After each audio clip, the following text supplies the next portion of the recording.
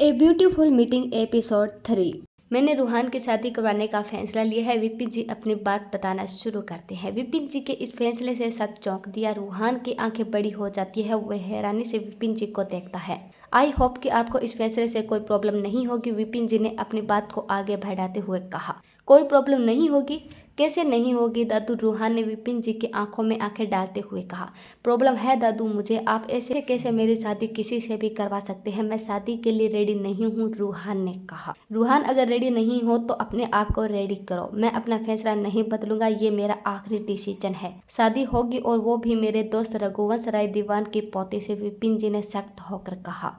रघुवंश राय दीवान की पोती का नाम सुनकर सब लोगों की आंखें हैरत से फैल जाती है। व्हाट दादू, आप ये क्या कह रही हैं? आप मेरी शादी एक गांव की लड़की? दादू दिस इज रॉन्ग, आप ऐसा नहीं कर सकते, रूहान ने तेज आवाज में कहा।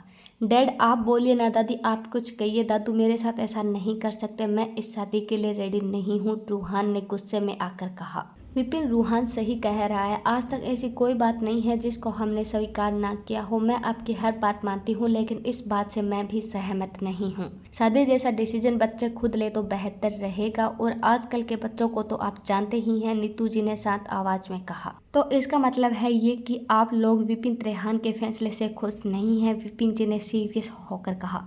डैड आई थिंक आपको अपने फैसले पर गौर करनी चाहिए, महेश अपनी पॉकेट में हाथ डालकर कहता है और रूम से बाहर चला जाता है। मीना भी कुछ बोले बगैर ही महेश के पीछे पीछे निकल जाती है। अर्जुन विपिन जी के पास आता है और कहता है, डैड आपका कोई फैसला गलत नहीं हो सकता। आई नो ये फैसला आपने बहुत सोच समझ कर लिया होगा। मैं आपके इस फैसले के साथ हूँ। इतना कहकर अर्जुन जी बाहर चले जाते हैं। फिर रेस और लोरी भी चली जाती है। दादू आई एम सॉरी, लेकिन मैं आपके इस फैसले में आपका साथ नहीं दे पाऊंगा। इतना कहकर रूहान भी गुस्से में आकर विपिन जी के रूम से बाहर निकल जाता है। विपिन जी अपनी आंखें बंद कर लेते हैं और एक गहरी सांस छोड़कर नीतू जी की तरफ घूमते हैं। तभी उनकी नजर पास खड़े विराट पर पड़ती है। विराट चुपचाप खड़ा था, उसके चेहरे पर निराशा के भाव थे। जब विराट विपिन जी की नज़र खुद पर पाता है तो वो विपिन जी की तरफ देखकर जल्दी से नॉर्मल होता है और थोड़ा सा मुस्कुराकर बाहर चला जाता है। नीतू क्या तुम्हें नहीं लगता विराट परेशान था? विपिन जी ने परेशान होकर पूछा। मैं भी तब से विराट को देख रही हूँ, जब से यहाँ आए हैं। कुछ तो बात है, वरना इतनी बड़ी बात हो गई। जान से भी ज्यादा प्यारा भाई को परेशान होता देख विराट ने एक शब्द नहीं कहा। ऐसा हो नहीं सकता, नीतू जी ने चिंता जताई।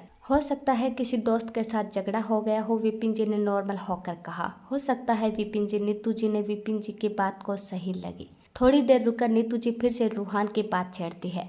वो विपिन जी का हाथ अपने हाथ में रख लेती है और प्यार से बोलती है, विपिन जी आज तक आपकी ऐसी कोई बात नहीं जो मैंने मानी ना हो, लेकिन आपका यह फैसला मुझे बहुत ज़्यादा अजीब लगा। कैसे इतना बड़ा फैसला आप अकेले ले सकते हैं जब आपने खुद अपने पसंद के लड़के से शादी की है? विपिन जी एक गहरी सांस लेते हैं और नीतू जी के हाथ पर अपना हाथ रखकर प्यार से बोलते हैं, नीतू तुम रूहान को कितना जानती हो? उतना ही ना जितना वो घर पर रहता है। लेकिन हमारा रूहान जिस रास्ते पर चल रहा है ना, उसमें उसका कोई भविष्य नहीं है। अगर रूहान की जिंदगी बचानी है तो ये शादी करवानी जरूरी है। विपिन जी रूहान बाहर कैसा है मुझे नहीं पता। अगर आपको लगता है कि शादी करवा देने से वो विपिन त्रेहान की राह पर आ सकता है तो मैं आपके साथ हूँ, पर एक बात आप भी मान लीजिए, लड़की रूहान की पसंद की होनी चाहिए। मैं सिर्फ रूहान के बारे में नहीं सोच रही, मैं उस बच्चे के बारे में भी सोच रही हूँ जिसकी कोई गलती नहीं है। मुझे अच्छे से पता है रूहान उसे एक्सेप्ट नहीं करेगा। नीतू जी ने अपनी बात रखी। नीतू जी की बात सुनकर विपिन जी मुस्कुराते हुए कहते हैं, तुझे क्या मैं पागल लगता हूँ? मतलब? नीतू जी ने घूरते हुए पूछा। मतलब ये कि बच्ची इतनी खूबसूरत है कि वो हमारे रूहान का दिल एक मिनट में पिघला देगी। अगर तुम उसे देखोगी बस देखती ही रह जाओगी। तुमने आज तक ऐसी पहले लड़की देखी ही नहीं होगी, विपिन जी ने मुस्कुराते हुए कहा। नीतू जी थोड़ी देर सोचती है और फिर बोलती है, आप सच कह रहे हैं? एकदम सच, विपिन जी ने कहा। अच्छा एक बात बताइए विपिन जी, आपने शादी के बारे में अचानक डिसीजन क्यों लिया? क्या रूहान के बारे में आपको अभी अभी पता चला?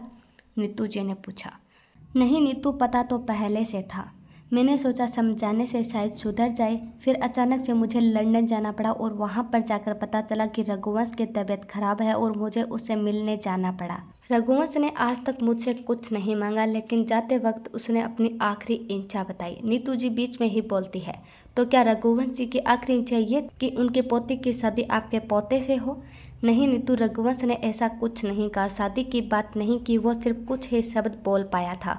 वो अटक अटक कर बोल रहा था कि मेरी बच्ची के लिए। उसके वो आखिरी शब्द मुझे वैसे के वैसे याद है। इतना कहकर विपिन जी के आंखें नम हो जाती है। नीतू जी प्यार से बोली, रघुवंश ने जब नहीं कहा शादी के लिए तो फिर आपने। विपिन जी बीच में ही बोलते हैं, नीतू मुझे नहीं पता कि रघुवंश क्या कहना चाह रहा था, लेकिन थोड़े दिन पहले मेरी उससे बात हुई थी। उसने बताया कि वो अपनी पोती का रिश्ता देख रहा है, तो मुझे ऐसा लगता है कि उसकी आखिरी इच्छा ये थी कि वह अपनी पोती की शादी करवा दे। इसीलिए मैंने उसकी शादी करवाने के लिए रूहान के लिए फैसला लिया है, क्योंकि एक वही लड़की है जो रूहान को सही रास्ते पर लेकर आ सकती है।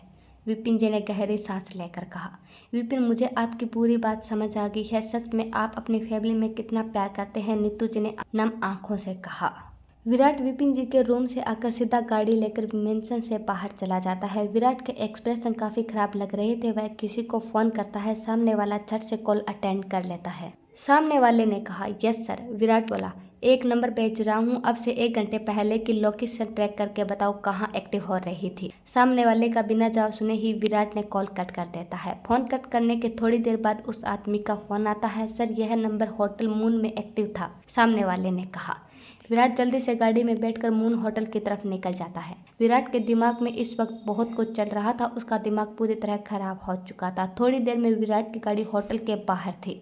विराट गाड़ी से निकलकर सीधा होटल के अंदर आता है। होटल में विराट को देखकर सब लोग अपने अपने काम में लग जाते हैं, क्योंकि moon night hotel Vipin Trehan का था। मैनेजर कहाँ है, विराट जोर से चिल्लाता है। विराट का ऐसा रूप आज तक किसी ने नहीं देखा था। मैनेजर भागकर आता है और विराट के सामने आकर खड़ा हो जाता है। सॉरी सर, एक्चुअली मैं वो। विराट मैनेजर के बात बीच में ही काटते हुए बोला, मुझे नहीं जाना तुम क्या कर रहे थे, मुझे तुमसे जरूरी बात करनी है, बाहर चलो। विराट इतना कहकर गार्डन में आ जाता है और पीछे पीछे मैनेजर भी आ जाता है। क्या 1 घंटे पहले यहाँ रूहान भाई आए थे? विराट ने शांत होकर कहा। जी सर, वो आए थे, मैनेजर ने झट से जवाब दिया। उसके साथ एक लड़की थी राइट? विराट ने सीरियस होकर कहा। रूहान के अफेयर्स के बारे में सब लोगों को पता था, और जो लड़कियां सीक्रेट तरीके से मिलने आती थी उसके बारे में भी विराट को पता होता था। इसीलिए मैनेजर ने झट से बोल देता है, यस सर आई थी। और वो लड़की कौन थी? विराट मैनेजर की तरफ झुककर आंखों में आंखें डालकर गुस्से से पूछता है। विराट का ऐसा रूप देखकर मैनेजर का गला सूख जाता है। उसे बिल्कुल भी अंदाजा नहीं था कि विराट ये सवाल भी कर सकता है। मैनेजर थोड़ा पीछे होता है, जल्दी से नॉर्मल होकर कहता है, सर आपको तो पता है ना सर के पीछे कितनी लड़कियां। मैनेजर उतना ही बोल पाता है कि विराट गुस्से में लाल हो जाता है। विराट मैनेजर की कॉलर पकड़कर उसे ऊपर की ओर खड़ा कर देता है और दांत पीसते हुए बोलता है, मैंने पूछा वो लड़की कौन थी? मैनेजर की सांसें फूलने लगती है। वो घबरा जाता है और वह अटक अटक कर कहता है, सर वो लड़की टीना सिंघानिया। टीना का नाम सुनकर विराट के हाथ खुद ब खुद छूट जाते हैं। विराट का हाथ दूर होते ही मैनेजर जमीन पर गिर जाता है और वह उठकर भागता है। रुको पीछे, विराट गुस्से से चिल्लाता है। मैनेजर के पैर वहीं रुक जाते हैं। विराट अपनी नजरें मैनेजर की तरफ घुमाता है। विराट की नजरें देखता है तो मैनेजर डर जाता है, क्योंकि इस वक्त विराट की आंखें बहुत ज्यादा गुस्से से लाल थी। विराट मैनेजर के पास आता है और उसके कपड़े ठीक करते हुए कहता है, यहाँ जो कुछ भी है उसके बारे में अगर त्रेहान मेंशन के किसी भी मेंबर को पता चला तो तुम्हारे घर वाले तेरा मरा मुंह देखेंगे, समझा? जी सर, मैनेजर ने कांपते हुए कहा। मैनेजर के जाने के बाद विराट अपने कपड़े ठीक करता है और सीधा त्रेहान मेंशन आ जाता है। विराट जैसे ही घर में एंटर होता है, मीना जी की नज़र विराट पर पड़ती है। विराट तुम इस वक्त बाहर से आ रही हो? मीना जी ने हैरान होते हुए पूछा। क्यों, मेरा बाहर जाना मना है? विराट के एक्सप्रेशन लेस होकर कहा। विराट की बात सुनकर मीना जी मन ही मन में सोचती है, आज तक विराट ने कभी मुझसे ऐसे बात नहीं की। फिर कुछ देर रुक कर कहती है, कहीं विराट ने आज मेरे और महेश के बीच हुई सारी बातें सुन तो नहीं ली? मीना जी जल्दी से नॉर्मल होती है और कहती है, नहीं बेटा, मैं तो बस ऐसे ही पूछ रही थी। मीना जी इतना कहकर किचन में चली जाती है और विराट सीधा अपने रूम में। वहीं दूसरी तरफ नजर बुरी तरह परेशान है। वो किसी भी तरह उस कमरे से बाहर निकलना चाहती है। वो अपने हाथ पैर की बेड़ियों को खोलने की कोशिश करती है, मगर नाकाम रहती है।